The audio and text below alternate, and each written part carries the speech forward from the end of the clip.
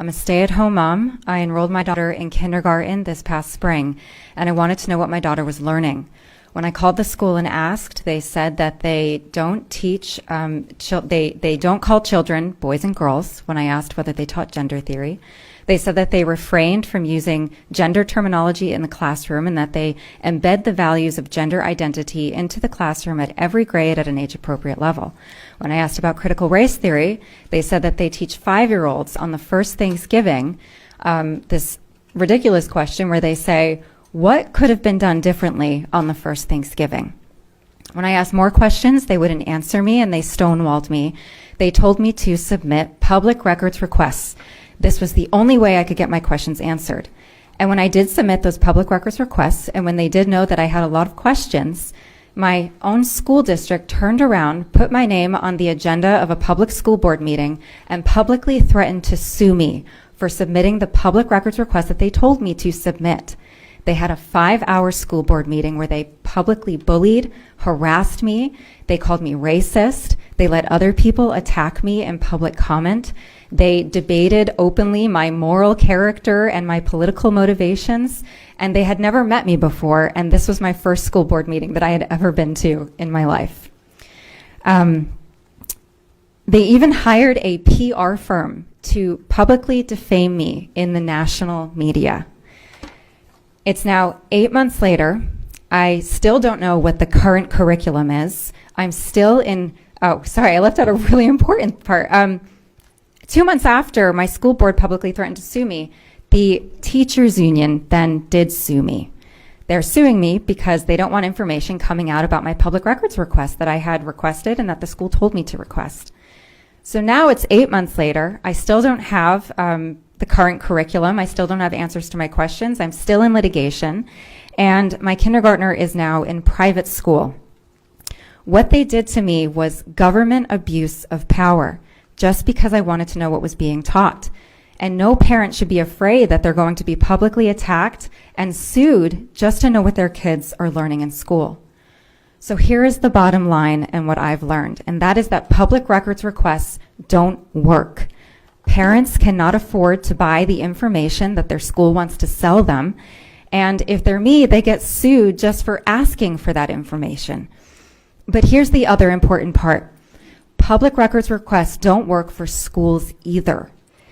The schools are spending money just to respond to these public records requests. My school spent $20,000 responding to 300 public records requests just to give estimates. There's a mom in this audience who sent almost 700 public records requests to her school district. How much is that going to cost? And that's just for the cost of providing estimates. This isn't for the cost of compiling, redacting, gathering information, forwarding for further legal review, responding to lawsuits arising out of the public records request process. It's not fair to schools and it's not fair to parents. This is a never-ending hamster wheel benefiting only one party, and that's the lawyers that are giving out these estimates to parents that can't afford them, and then they never get that information.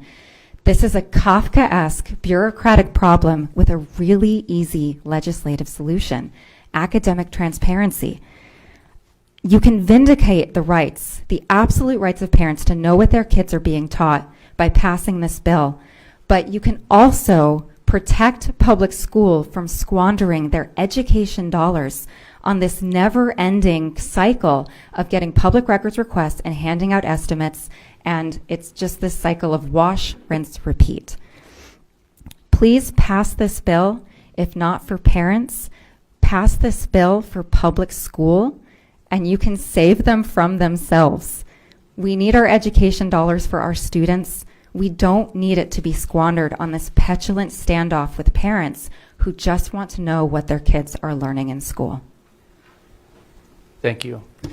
I have a question. So I just wanted to make sure I heard you right. So your school district said when all you wanted to know was what's the curriculum that your kid's being taught put a public records request before you can see that? I just want to make sure that I got that right. Yeah, so I had to submit a public records request just for the curriculum, and in fact, when I submitted that, they gave me old, outdated curriculum that's no longer used or taught, and I had to file a complaint with the Attorney General alleging that they gave me non-responsive documents. That was 8 months ago. I still don't have a response from the Attorney General, and their argument is actually, well, this is Nicole's fault because she didn't request current curriculum. So these are the games they play with these public records requests, and our children's education is not a game. We just want to know what's being taught, and we're all parents. We're not all lawyers. I happen to be a lawyer. I don't practice anymore. I stay home, but parents don't have the skills that a lawyer parent has just to know what their kids are learning. You shouldn't have to be fighting with these complaints and these public records requests. It's exhausting. Members, any questions? Senator Gray. Thank you, Mr. Chairman, and I don't have a question, but I do want to applaud you for having the backbone to stand up against that, and to just let you know that we've got plenty of jobs down here, houses you can buy. It's heartbreaking to hear what you're facing, and what your kids and the kids of that state are going through. So again, kudos. If we don't have people willing to stand up, and there's a price that you're paying, that's obvious. You paid a price just to come to Arizona, but the price you're paying, I appreciate that. We need more people across our country that will stand up for what's right, and resist when we have to. So thank you very much. Thank you.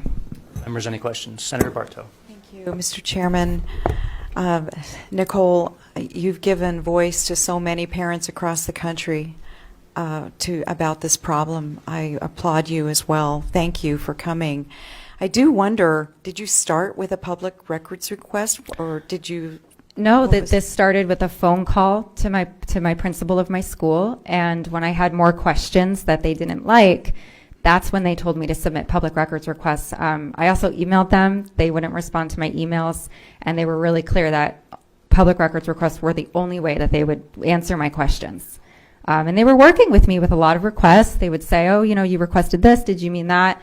And then one day I just woke up to find my name on their agenda of their school board meeting saying that they were going to discuss suing Nicole Solis for submitting over 160 public records requests. So it was really an attack on me, and I think it was a message that they wanted to send to other parents that if you want transparency, or if you even just want to know what your kindergartner is learning in school, that they'll retaliate against you and punish you for asking for that transparency. So that's why I think it's really important that we have legislation that will mandate schools to be transparent, because parents are going to be afraid to ask after what happened to me. And I'm here to say, don't be afraid, fight back, and there are things we can do to solve this problem. Thank you again. Thanks. Thank you. Members, any questions? Yes, Senator Marsh. I was just wondering if in Rhode Island you have a parent bill of rights like we do here, because we have a pretty robust parental bill of rights, and I'm just wondering what the correlation might be. Like, I'm not sure I'm seeing the connection between Rhode Island and what's going on in Arizona, but Yeah, well, the Goldwater Institute is representing me in this lawsuit that the teachers union brought against me for these public records requests. I don't think we have a parent bill of rights, but I'm certainly going to bring it back to Rhode Island, this idea, and see if we can get something like that going. Instead of a parent bill of rights, we certainly have a lot of rights and laws for teachers unions that tend to trample on the rights of parents. So Rhode Island is, you're right, quite different from Arizona.